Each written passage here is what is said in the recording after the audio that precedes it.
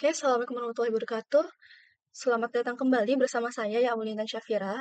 Pada pertemuan kali ini ya, di praktikum yang akan kita pelajari, kita akan belajar mengenai rekayasa perangkat lunak 2. Nah, untuk pertemuannya kita ada sebanyak 7 pertemuan, dan di pertemuan satu ini kita akan belajar mengenai desain perangkat lunak gitu ya. Nah, sebelum kita belajar mengenai desain perangkat lunak, kita harus tahu dulu kita akan belajar apa sih di dalamnya gitu. Jadi kita akan bahas satu-satu dulu ya. Dimulai dari konsep berbasis komponen. Nah, eee, contohnya nih ya, saya punya namanya sistem aplikasi. Misal, saya punya sistem aplikasi kasir gitu ya. Di sini saya punya contoh sistem aplikasi kasir. Nah, di dalam sistem kasir ini, pasti ada dong yang namanya itu pembayaran, kemudian ada inventory barang, stok-stok barang, kemudian ada juga untuk cetak struknya, gitu. Kalau kita beli di Indomaret misal, kita kan pastinya, bakal dikasih cetak struknya hasil dari pembelanjaan kita. Nah, jadi pembayaran inventory cetak struk ini bisa disebut sebagai dengan komponen gitu. Nah, apa sih kok kita perlu banget untuk belajar komponen ini? Tahu apa itu komponen?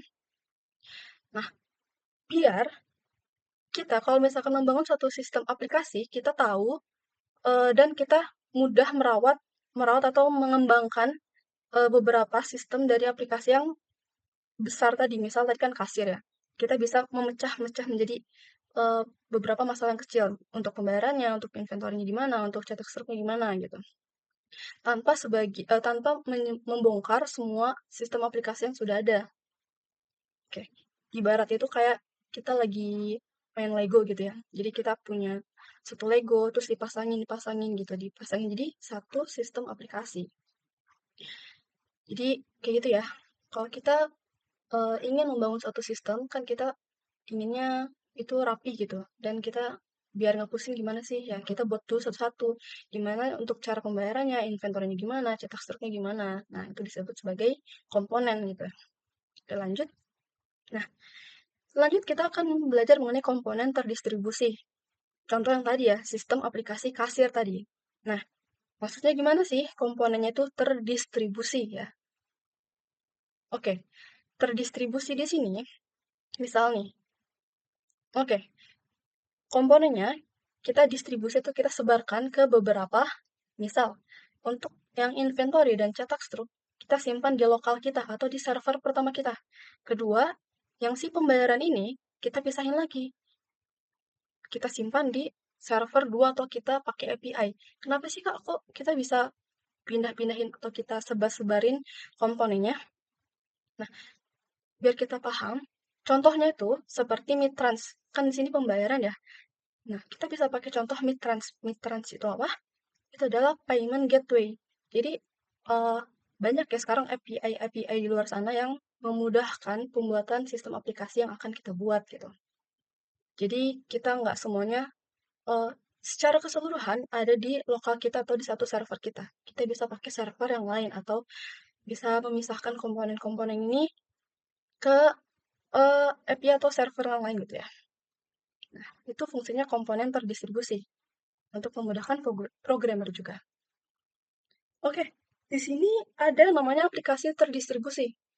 Nah, jadi apa sih itu aplikasi terdistribusi? Yaitu cara menyusun lapisan aplikasi agar bagian UI, logika bisnis, dan database-nya dipisah dan bisa berada di tempat yang berbeda. Nah, di sini kita lihat dulu nih polanya. Pola paling umum itu ada dua tier, yaitu di mana aplikasi klien itu di antara UI, logic, dan eh, database itu dipisah menjadi dua gitu. Fungsinya itu kita dapat langsung mengaksesnya dalam satu server. Misal, kita punya aplikasi desktop nih, point of sale. Kita misalkan punya aplikasi kasir.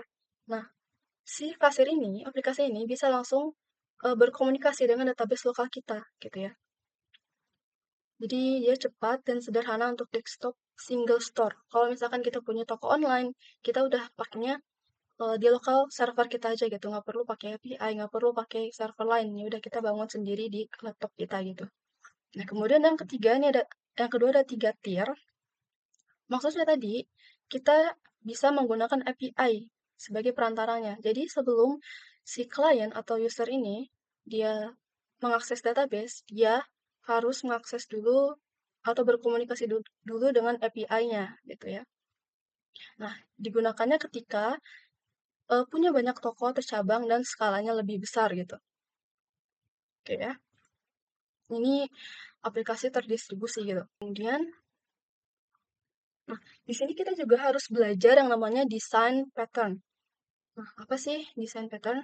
Itu adalah template cara berpikir agar tim punya bahasa yang sama.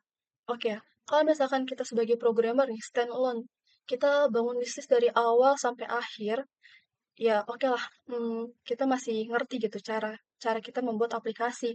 Tapi kalau misalkan udah punya tim, kita tuh harus punya pola yang sama gitu, biar orang lain juga ngerti apa yang kita bikin. Tapi jangankan orang lain ya, saya sendiri misalnya kalau misalkan buat aplikasi, itu juga harus ada dokumentasinya atau enggak punya cara kerja untuk membuat aplikasinya itu gitu.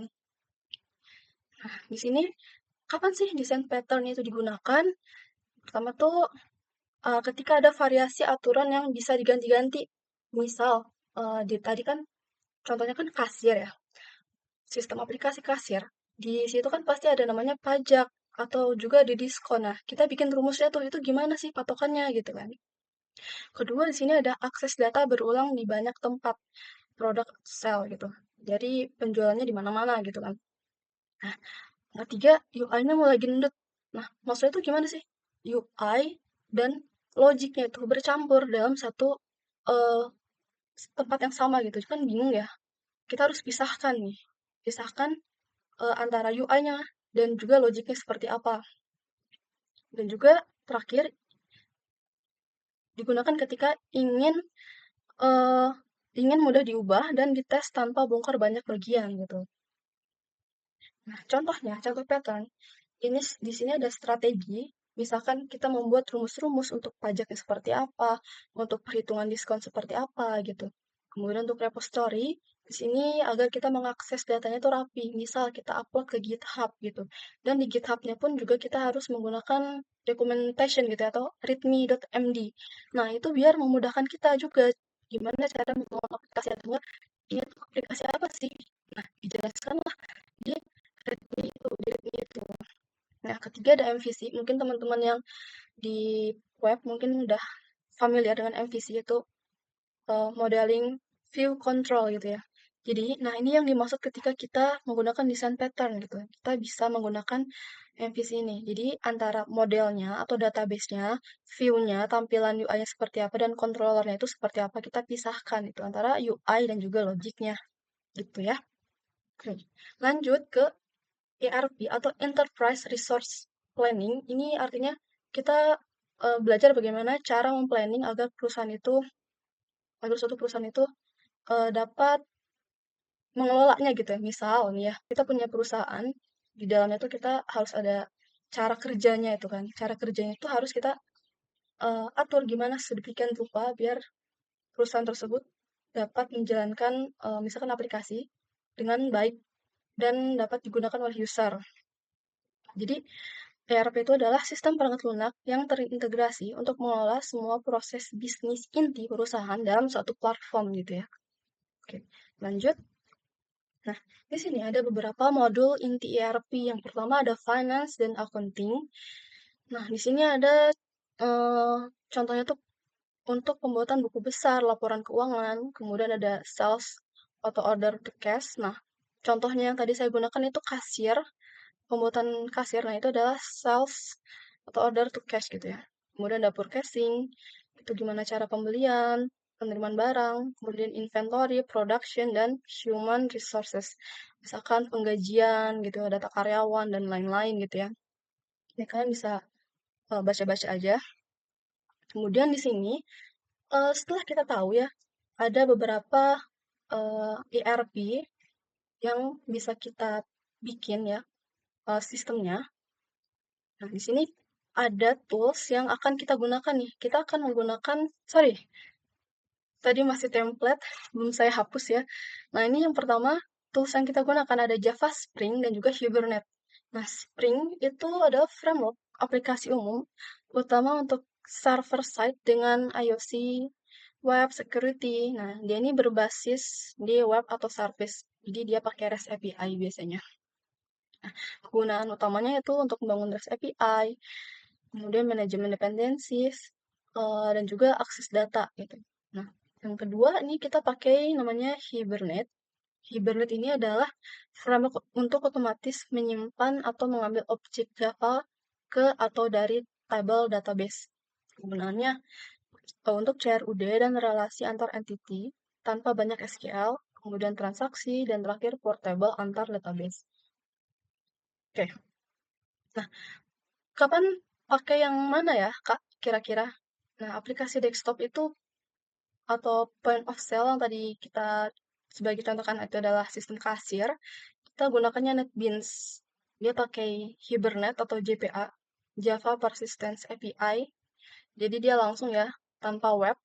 Kemudian yang jika kita ingin membuat web, kita bisa pakai yang namanya Spring Boot gitu. Oke. Karena di sini kita ada namanya NetBeans, jadi teman-teman harus mempersiapkan NetBeans-nya. Dan untuk link downloadnya sudah saya simpan ya di set GitLab. Kemudian untuk ACT-nya ya teman-teman bisa menggunakan template yang sudah saya berikan juga di ACT-nya di web GitLab. Di situ nanti ada seperti ini ya. Coba saya kasih lihat dulu. Oke.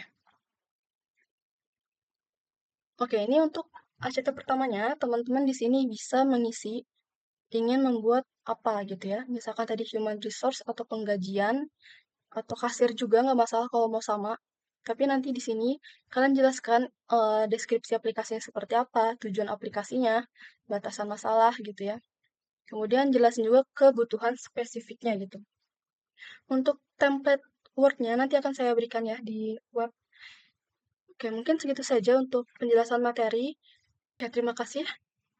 Jika ada yang ditanyakan, silakan ditanyakan di Gmail nanti ya.